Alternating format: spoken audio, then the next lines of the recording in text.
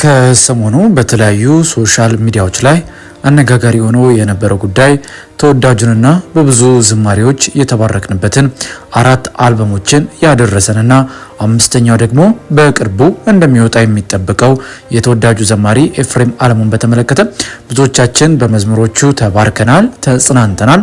የመጀመሪያ አልበሙ የነፍሴ ማምለጫ፣ ሁለተኛው ደግሞ ዝናዬ፣ እንደዚሁም አቻ የሌለውና ኢየሱስ የተባሉ 4 ድንቅ የመዝሙር አልበሞችን ያበረከተልን ተወዳጁ ኤፍሬም አለሙን በተመለከተ ከሰሞኑ በተለያዩ ማህበራዊ ሚዲያዎች ላይ የዚህን ዘማሪ ስም የሚያጠፉና የሚያጎድፉ የተለያዩ መረጃዎች ሲወጡና ሲዘዋወሩ የነበረ ሲሆን እጅግ ብዙ የወንጌል አማኞችን ጨምሮ የእምነቱ ተከታይ ባልሆኑ ሰዎችም ጉዳዩ አነጋጋሪ ሆኖ ነበረ። በዚህ ጉዳይ ላይም ብዙዎች በጣም አዝነው ኤፍሬም እንደዚህ እንዴት ያደርጋል ብልግና ነው የሚሉ ሀሳቦች እንዳሉ ሁሉ ይህን በፍጹም አያደርግም ኤፍሬም እንደዚህ አይነት ስብዕና የለውም እያሉ ደግሞ ሌሎችም ሀሳባቸውን ሲሰጡ ተመልክተናል። ታዲያ በዛሬው ዕለት ዘማሪ ኤፍሬም አለሙ ወደ ሚዲያ ብቅ በማለት በፌስቡክ ማህበራዊ ገጹ ላይ እውነቱን ተናግሯል።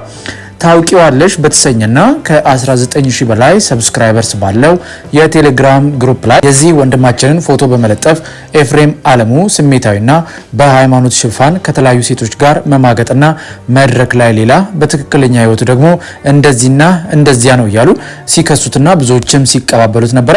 ታዲያ ኤፍሬም አለሙ እውነቱን እንደዚህ ሲል ተናግሯል። ሰላም የተወደዳችሁ የእግዚአብሔር ቤተሰቦች፣ ሰሞኑን በብዙ ሚዲያ የኔን ስብዕናና ማንነት የማይወክል ጉዳይ ሲዘዋወር ደግሞም ወዳጆቼ በማጋራታቸው ለማየት ችያለሁ። ሆኖም ግን ከእውነት የራቀ በመሆኑ ስለኔ አገልግሎት እናም ህይወት ቅዱሳን ልባችሁ እንዳይወርድ በማሰብ ነው ይህንን ጉዳይ ወደ ሚዲያ ያመጣሁት። በዚህ ጉዳይ ከተነሱት ውስጥ የተወሰነውን ለማንሳት እኔን የሚወክል ምንም አይነት የዝማሬ ስልጠና በነበሩኝ የአገልግሎት ዘመን ኖሮኝ አያውቅም። ከዚህ በመቀጠል የራሴ ትዳር ብሎም የአንድ ሴት ልጅ አባት እንደሆንኩ ለማሳወቅ ወዳለው። በመጨረሻም ስሜን ሲያጠፉ የነበሩት የእነዚህን ግለሰቦች ማንነትና አድራሻ የኔ በሆኑ ሰዎች እያጣራው ስለሆነ እነሱም ሰዎቹ በተገኙበት ሰዓት ስም በማጥፋት ወንጀል ለህግ የማቀርባቸው ይሆናል። ይህንን ጽሁፍ የማደርሳችሁ ሁሉ ሼር በማድረግ ለብዙዎች እንዲደርስ አድርጉልኝ፣ ተባረኩ ሲል እንግዲህ ከሰሞኑ በተለያዩ ሶሻል ሚዲያዎች ላይ የኤፍሬም አለሙን ስም ሲያጠፉ ለነበሩት ምላሽን ሰጥቷል። መዝሙር ከውስጤ አይጠፋም የምትለው የማን መዝሙር ነው? የሚገርም ነገር ምንድነው? አሁን በዝማሬ ደረጃ ብዙ ኢንስፓየር ያደረጉኝ ሰዎች አሉ። ያው መቼም እኛ በዘማሪዎች ተባርከናል። በሁሉም ዘማሪዎች መዝሙር እኔ ተነክቻለሁ። ከመጀመሪያው ጀምሮ በህይወቴ ላይ ያደመጥኩኝ ያደኳቸው የተስፋዬ ጫላን፣ የመስፍን ጉቱን፣ የአውታሩን፣ የተከስተን ነው። ሞር ግን ደግሞ እኔ በጣም ከታሪኩም ያው የተከስተ ትዝ ይለኛል። ደበሎ ለብሶ ነው የመጀመሪያ ቁጥር 1 ካሴቱን ማክበር ልማዱ ነው የሚለው ነው ያወጣውና እሱን ሳየው በቃ ለመዘመር በጣም ውስጥ የተነሳሳና ሞር ለኔ ተወደዋለህ እንዴ? ያ በጣም ታኬ ነው በጣም ነው ያ ስለዚህ እንደዛ ነው እኔ መዝሙር የጀመርኩት እና በጣም የተኬ መዝሙር ለኔ ለመዘመር እንትን ሆኖኛል፣ መነሻው ሆኖኛል። እሺ ወደ አጫጭር ጥያቄ ሊመጣ ነው። አጫጭር ጥያቄ አጫጭር መልስ። እሺ ቴሌቪዥን ቤት አለና ለመክፈት ሪሞት ቢሰጥ ለመክፈት ከሚቃና ከመዝሙርና ከስብከት ከመዝሙርና ከስብከት አሁን ላይ ሞር ስብከት ነው የምሰማው። መዝሙር እሰማለሁ ግን ሞር ስብከት እሰማለሁ። ተባረክ። እሺ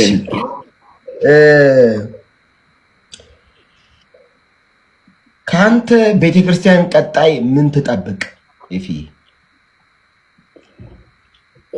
ቤተክርስቲያን ከኔ መጠበቅ ያለባት ምንድነው? ያው ብዙ ዝማሬ፣ ብዙ አገልግሎት፣ ብዙ መሰጠትና ብዙ ሩጫ ነው። ያ ሰው ኮነ ጌታ ይባርክ። አሜን። እሺ አንድ ጥያቄ መጥቶልኛል ከኦዲየንስ ነው። ኤፊ ትልቅ ሰው ነው ይላሉ። ኤፊ እድሜ በጣም አይቷል። አይ ምንም ትልቅ ሰው አይደለም። ያው እንደምታየኝ ያንግ ነኝ። ገና ደግሞ እየለመለምኩኝ እቀጥላለሁ። እየለመለምኩ እቀጥላለሁ። ለመለመች እንዳልኩት እንደዛው እየለመለምኩ ጸጋ ይብዛል። ከቀደሙት ዘማሪያን ከእገሌ ጋር መዝሙር ብሰራ የምትለው ዘማሪ ከእገሌ ጋር መዝሙር ብሰራ ከማን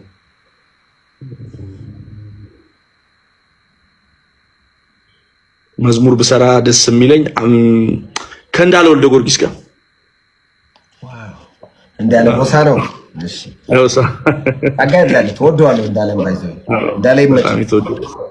እሺ ለምንድነው እኔ ማገለግል ማን ነው እኔ ህብረት ማድረግበት ቸርች ማትመጣው? ነብይ ጥሌ ጋር ለምንድነው ማትመጣው?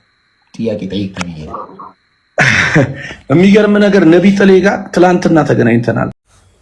እንግዲህ ውድ የይሁን ሚዲያ በፕሮግራሙ ላይ እንደተመለከታችሁት ከሰሞኑ ብዙዎቻችንን ያስቆጣና ያሳዘነ እኛንም ጥያቄ ውስጥ ከቶ የነበረ አንድ ዘማሪ ኤፍሬም አለሙን በተመለከተ እንግዲህ አንድ በቴሌግራም ቻናል የተከፈተ ግሩፕ እንግዲህ የዚህን ዘማሪ የምንወደውን ድንቅ አልበሞችን ያደረሰንን ዘማሪ ኤፍሬም አለሙን ፎቶ በመለጠፍ ታውቂዋለሽ በሚል ግሩፕ ማለት ነው ከተለያዩ ሴቶች ጋር መማገጥ ከትዳሩ ውጪ እንደዚሁም ሌሎች በቃ እዚህ ጋር ለመናገር የሚከብዱ ጉዳዮችን እያነሱ ስሙን ሲያጠፉት ሲያጎድፉት ብዙዎቻችን ልባችን ወርዶ ነበር። እኛም በውስጡ እሱን ለማግኘት ብዙ ጥረት አድርገን ነበረ። ነገር ግን ራሱ በዛሬው ዕለት ደግሞ ኤፍሬም አለሙ እውነቱን ተናግሯል። ቅዱሳን ይሄ የኔ ድርጊት አይደለም፣ ስሜን እያጠፉ ነው፣ እነዚህም ስሜን ያጠፉትን በፍርድ ቤት አቆማቸዋለሁ፣ በህግ ጠይቃቸዋለሁ ብሎ እንግዲህ የሰጠውን መልእክት ወይም ያስተላልፈው መልእክት እኛም ያቀረብነው ፕሮግራም ይህን ይመስል ነበረ። ውድ የሚዲያ ቤተሰቦች በፕሮግራማችን ላይ ያላችሁን ማንኛውንም አስተያየት ልትሰጡን ትችላላችሁ።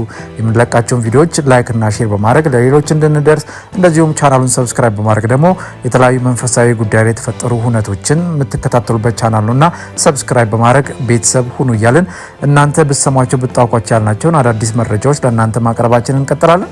እናንተም ማምናችሁና ፈቅዳችሁ ከ15000 በላይ ሰብስክራይበርስ እንድንደርስ ስላገዛችሁን በዚህ አጋጣሚ ምስጋናችን ላቅ ያለ ነው። በሚቀጥለው ብትሰሟቸው ብታውቋቸው ባልናቸው አዳዲስ መረጃዎች እስከምንገናኝ ሰላም፣ ፍቅር፣ ጤና ለሁላችሁም እየተመኘን በዚሁ ተሰናበትን። መልካም ጊዜ ይሁንላችሁ።